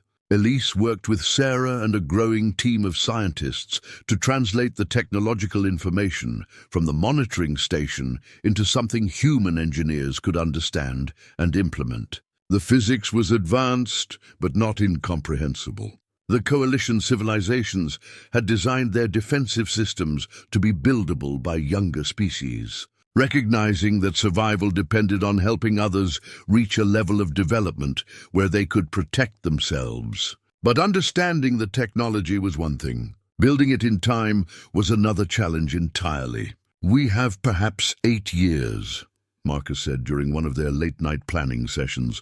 Based on the trajectory data from the monitoring station's records, the harvesters detected Earth's broadcasts approximately 90 years ago. They move slowly, methodically, surveying systems before they begin harvesting. But once they arrive, the end comes quickly. 8 years to transform global infrastructure, Hayes said, her exhaustion evident in every line of her face. "It took us decades to build what we have now. How do we rebuild it in less than a decade?" "We don't rebuild," Elise replied. "We adapt. We use what we have, modify existing systems rather than starting from scratch. And we focus on the essentials. We don't need every satellite shielded. We need enough shielded to maintain basic communications while shutting down everything that broadcasts beyond Earth's immediate space." The decision to inform the public came 3 weeks after the discovery of the monitoring stations. It couldn't be delayed any longer. Too many people were involved. Too much infrastructure needed to be mobilized. Secrecy was no longer sustainable. The announcement was coordinated across every nation simultaneously. A joint statement from the United Nations delivered by the Secretary General with supporting presentations from scientific and military leaders. They revealed everything: the discovery of life on Kepler 452d, the monitoring stations throughout the solar system, the coalition of civilizations, and the approaching threat of the harvesters. Elise watched the announcement from the facility, along with Hayes and the rest of the core team. She had helped write portions of the statement, trying to balance honesty with the need to avoid global panic. The Secretary General's voice remained steady as she explained that humanity faced a choice: adapt and survive, or continue as they were and face extinction. The world's response was predictably chaotic. Markets crashed. Governments declared states of emergency. Religious leaders issued statements ranging from apocalyptic pronouncements to calls for faith and unity. Protests erupted in major cities, some demanding action, others insisting the entire thing was an elaborate hoax. But beneath the chaos, something unexpected emerged, a sense of shared purpose that transcended national boundaries and ideological differences. Humanity had spent centuries fighting over territory, resources, and beliefs. Now faced with an external threat that made those conflicts seem trivial, people began to cooperate in ways that would have seemed impossible weeks earlier. Engineers from competing nations shared designs and manufacturing capacity. Scientists collaborated openly, publishing findings without the usual concerns about proprietary information or academic credit. Ordinary citizens volunteered to help however they could, whether that meant supporting infrastructure projects or simply learning to live with the communications blackouts that would become increasingly common. Elise received a call from Maya 2 days after the announcement. Her daughter's voice was shaky but determined. "I understand now," Maya said simply. "Why it mattered so much, why you sacrificed so much time. You were searching for something that would give humanity a larger context, a bigger reason to exist. You found it, just not in the way anyone expected." "I would give anything for the answer to have been different," Elise replied, feeling the weight of guilt she had carried since learning the truth. "I brought this attention to us. My press conference, my announcement, it accelerated everything. You didn't bring the harvesters, Mom. They were already coming. You gave us a chance to prepare, to know what we were facing. Without that knowledge, we'd be blindsided when they arrived. Now at least we have a fighting chance." It was generous, perhaps more generous than Elise deserved, but she accepted the absolution gratefully. She needed it to continue with the work ahead. The coalition civilizations provided more than just defensive technology. They sent instructions for building communication systems that operated on principles the harvesters couldn't detect. Quantum-entangled networks that allowed instantaneous communication without electromagnetic radiation. Shielding technologies that could make Earth's emissions appear like natural stellar radiation. Even weapon systems, though everyone understood these were last resort options that would likely prove ineffective against an enemy as advanced as the harvesters. Commander Hayes took personal charge of the military preparations, coordinating with defense forces around the world to establish orbital defense platforms and early warning systems. The coalition had been clear. If the harvesters decided to harvest Earth despite the defensive measures, humanity would need to fight. It would be a losing fight, but it might buy time for evacuation, for preserving some fragment of human civilization, even if Earth itself fell. "We're building ark ships," Hayes told Elise during one of their planning sessions. "Generation vessels that can carry small populations beyond the harvester's detection range. If the worst happens, if Earth falls, at least some humans will survive. We'll scatter into the galaxy, find ways to hide among the coalition civilizations, or establish ourselves in regions too remote to be worth harvesting."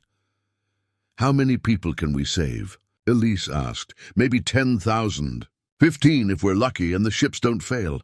Out of 8 billion. It's not enough. It will never be enough. But it's something." The months that followed were a blur of constant work and mounting tension. Elise barely slept, sustained by coffee and the knowledge that every hour of effort might mean the difference between survival and extinction.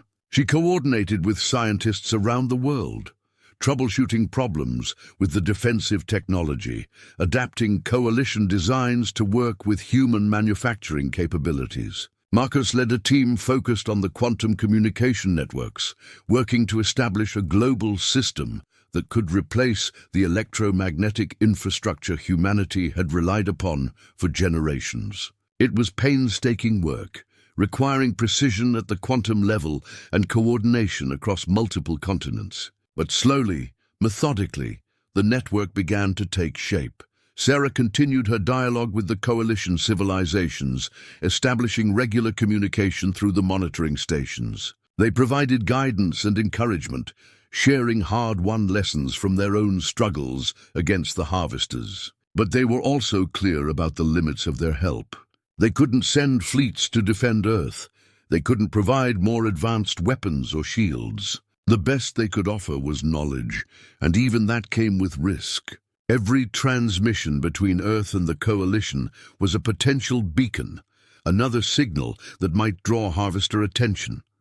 6 months after the public announcement, the first major defensive system went online. A network of orbital generators that created a masking field around Earth, making the planet's electromagnetic signature appear like natural stellar radiation. The moment the system activated, Elise felt a collective held breath across the entire project. If it failed, if the harvesters detected the activation and recognized it as artificial, they might accelerate their approach.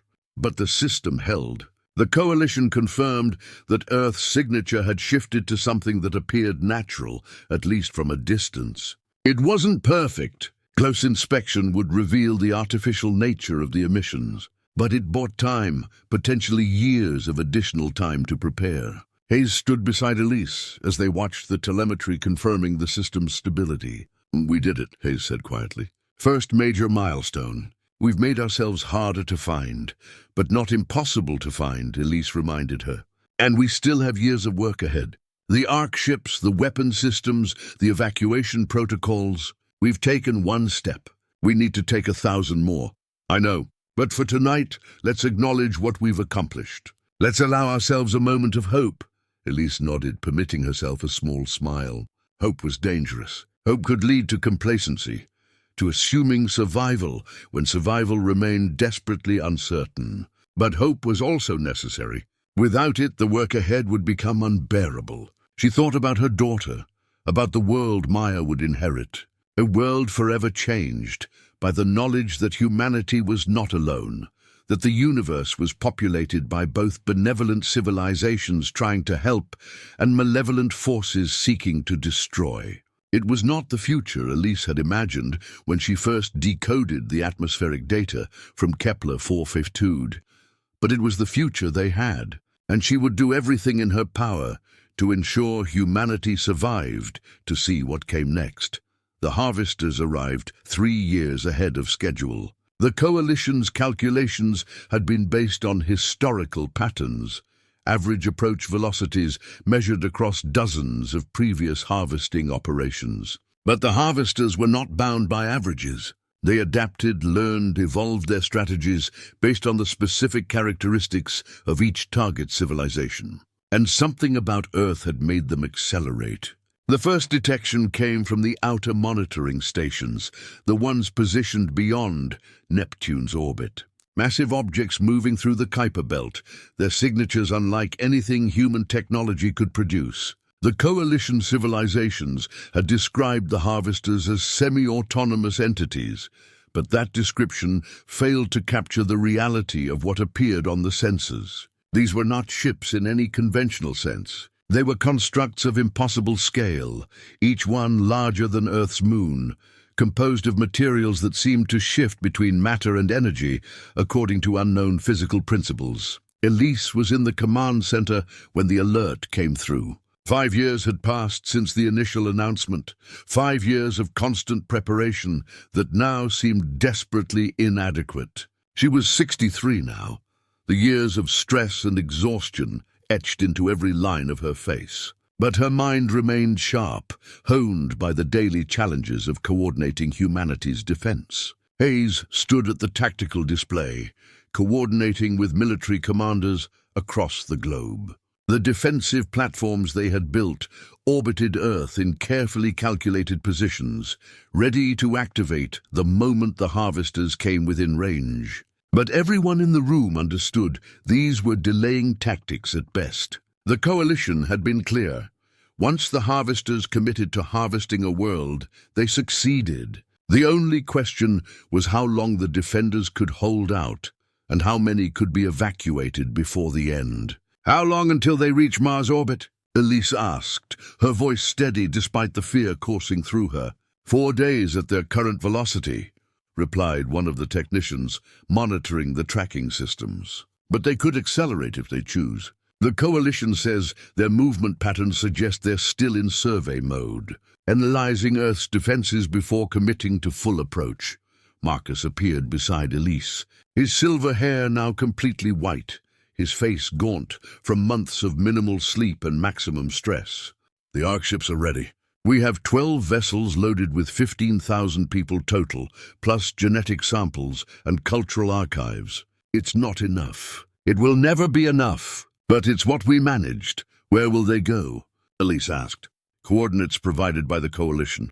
Star systems that have remained undetected by the harvesters. Hidden pockets where young civilizations can survive. The journey will take generations, but the quantum communication systems will keep them connected to whatever remnant of humanity survives." Sarah entered the command center, her expression grim. "The coalition monitoring stations are preparing to evacuate. They're transmitting final data packages, everything they've learned about the harvesters from centuries of observation. They're also sending their gratitude. They say humanity fought harder and prepared faster than any species they've tried to help before. They believe some of us will survive, that human civilization will persist even if Earth falls." "That's supposed to be comforting," someone muttered from across the room. "It's supposed to be realistic," Hayes replied sharply. "We knew this day might come. We prepared for it as best we could. Now we see if our preparations were sufficient." The harvesters crossed Mars orbit 36 hours later, moving faster than initial projections had suggested. Earth's defensive platforms activated simultaneously, generating a network of energy fields designed to disrupt the exotic matter-energy transitions the harvesters used for propulsion. For a brief moment it seemed to work. The massive construct slowed, their approach halted by the interference patterns humanity had created. Then the harvesters adapted. Within minutes, they had modified their propulsion systems to operate on different physical principles, ones the defensive platforms couldn't affect. They resumed their approach, accelerating toward Earth orbit with frightening speed. "Launch the Ark ships," Hayes ordered, her voice cutting through the rising panic in the command center. "Get them clear of Earth's gravity well before the harvesters establish a blockade." Elise watched on the main display as the 12 Ark ships separated from their orbital staging areas, their experimental drives igniting in bursts of exotic radiation. They accelerated away from Earth at velocities that would have been impossible just 5 years earlier, another gift from the coalition civilizations. Each ship carried a fragment of humanity's diversity, carefully selected populations that represented the breadth of human culture, genetics, and knowledge. Among them was Maya, who had volunteered to serve as an educator aboard one of the vessels, teaching the next generation about the Earth they might never see. The harvesters didn't pursue the Ark ships. Their focus remained fixed on Earth, confirming what the coalition had warned about. The harvesters weren't interested in chasing scattered survivors. They wanted established civilizations, the concentrated biomass and organized infrastructure that made harvesting efficient. Small populations fleeing into the void held no value for them. "Second defensive line activating," called out a technician. The orbital weapons platforms that humanity had built from coalition designs began firing, directing coherent energy beams at the approaching harvester constructs. For a moment, the massive entities seemed to falter, their surfaces rippling as they absorbed and dissipated the incoming energy.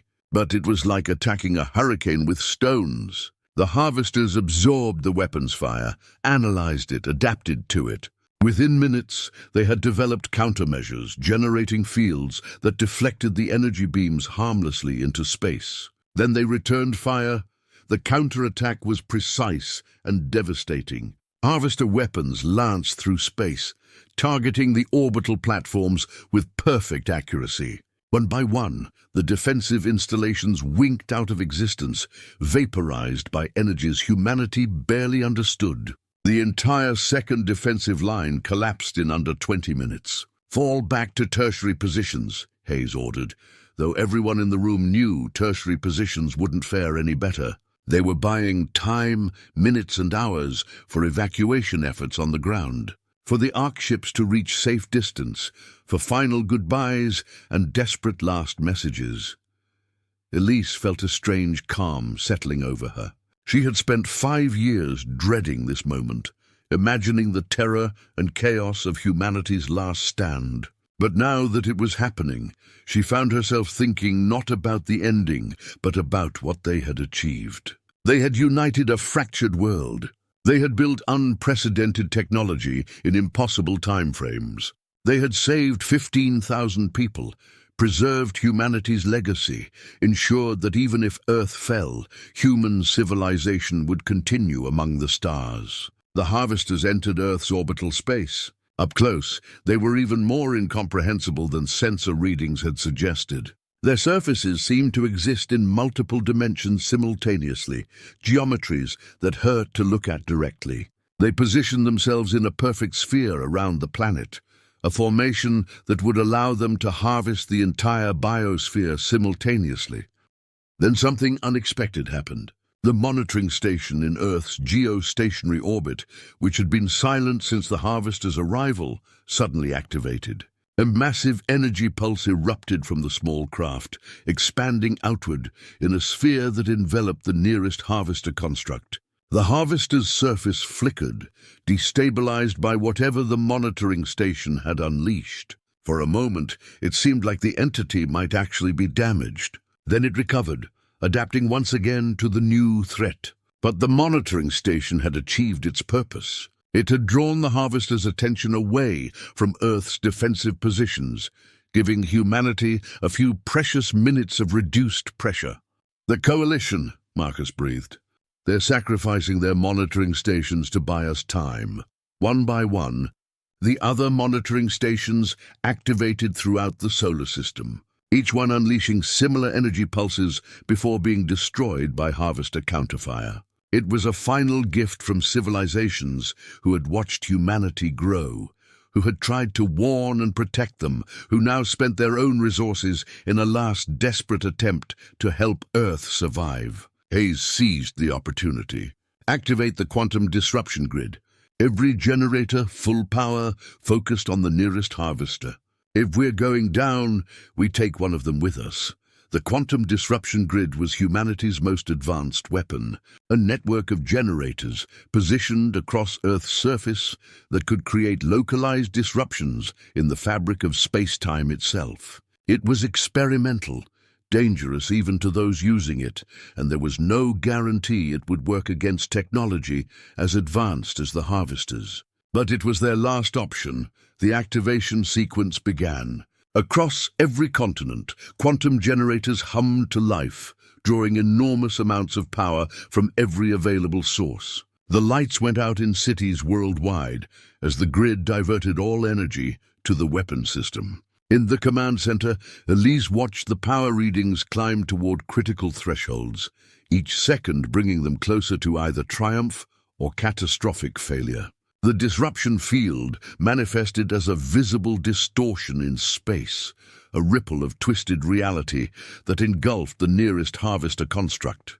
For the first time since their arrival, the entity showed signs of actual damage. Its surface began to fragment, pieces of its impossible geometry breaking away and dissolving into energy. The remaining harvesters pulled back slightly, as if assessing this new threat with something approaching caution. "It's working," someone shouted from across the command center. "We're actually damaging it." But the celebration was premature. The damaged harvester began to regenerate, pulling matter and energy from somewhere, perhaps everywhere, reconstructing itself even as the disruption field tried to tear it apart. And the other harvesters were adapting their approach. modifying their formation to stay outside the disruption field's effective range while still maintaining their siege of Earth. "We can't sustain this power level," a technician warned. "The generators are overheating. We have maybe 10 minutes before catastrophic failure." Hayes turned to Elise, and in her eyes was a question they both understood. "Do we continue until the generators explode, taking significant portions of Earth's infrastructure with them? Or do we shut down now, preserving what we can for however long we have left?" Before Elise could respond, every screen in the command center suddenly displayed the same message, transmitted on every frequency simultaneously. It was from the coalition civilizations, sent through the quantum communication network at enormous power levels, that suggested every surviving civilization had contributed to the broadcast. The message was simple, translated into every human language: "Hold, help is coming." And then the sky changed. Ships emerged from what looked like tiers in reality itself. Hundreds of vessels of varying designs, each one representing a different civilization from the coalition. They had been holding back, following their own protocols about non-interference with younger species. But humanity's stand, the sacrifice of the monitoring stations, the quantum disruption grid's unexpected effectiveness, all of it had convinced them to take action. The coalition ships engaged the harvesters with weapons and tactics refined over millennia of conflict. It wasn't a fair fight. The harvesters still held technological superiority, but it was no longer a one-sided slaughter. The battle raged across Earth's orbital space, energies beyond human comprehension, clashing in displays that lit up the night sky like auroras. The damaged harvester, weakened by the quantum disruption grid and now under assault from multiple coalition vessels, finally collapsed. Its structure unraveled completely, dissipating into fundamental particles that scattered across the solar system. It was the first confirmed harvester destruction in over 10,000 years. The remaining harvesters, facing opposition they hadn't anticipated, made a calculated decision. They withdrew, accelerating away from Earth at velocities that quickly carried them beyond tracking range. They had not been defeated, merely delayed. They would return, perhaps in years, perhaps in decades, but they would return. That much was certain. But for now, Earth had survived. Humanity had earned a reprieve, time to grow stronger, to learn from the coalition, to prepare for the next encounter. And they had proven something important, something the coalition civilizations had begun to doubt after centuries of loss. That younger species could stand against the harvesters, that survival was possible even against seemingly impossible odds. 10 years after the harvesters' retreat, Elise stood in the observation gallery of humanity's hope, one of the new generation of vessels built with coalition technology and human ingenuity. Through the reinforced windows, she could see Earth, a blue marble suspended in the velvet darkness of space, surrounded now by a network of defensive platforms and coalition monitoring stations that would ensure nothing approached the planet undetected. She was 73 now, her hair completely white, her body showing the accumulated wear of a life spent in pursuit of answers. But her eyes remained sharp, and her mind continued to engage with the endless questions that arose from humanity's new place in the galactic community. Commander Hayes, now Admiral Hayes and coordinator of Earth's Interstellar Defense Initiative, joined her at the observation window. The years had been kind to Hayes, tempering her military bearing with a wisdom that came from having faced the worst and survived. "The Council is waiting," Hayes said gently. "They want to hear your recommendations about expanding humanity's presence to the colony systems." Elise nodded, but didn't immediately move. "Do you ever wonder if we did the right thing? That press conference, the announcement that started everything. Sometimes I think about the alternative, about what might have happened if I had just stayed quiet." "The harvesters were already coming," Hayes reminded her. "Your announcement didn't change that. But it did give us time to prepare, to connect with the coalition, to save ourselves. Without your work, without your courage to reveal what you found. Humanity would have been wiped out without ever understanding what was happening. Maya's ship made it to the Kepler system, Elise said, changing the subject to something that brought her joy rather than doubt. She sent a message through the quantum network last week. They've established a colony on one of the moons, found evidence of ancient civilizations that fled the harvesters millennia ago. She says the children born on the journey have never seen Earth, but they carry our stories, our music, our hopes for the future. That's your legacy, Hayes said. Not just the discovery of life beyond Earth, but ensuring that human life continues beyond Earth. You gave us the stars, Elise, both the wonder and the danger. And in doing so, you gave us a chance to become something more than we were. They walked together toward the council chambers, where representatives from Earth and the coalition civilizations would debate humanity's next steps. The harvesters would return eventually, that was certain. But when they did, they would find not an isolated species broadcasting blindly into the void, but a civilization that had learned the harsh realities of the universe and chosen to face them with open eyes. Elise thought about the question she had asked herself so many years ago, standing in her laboratory at Goddard, staring at data that would change everything.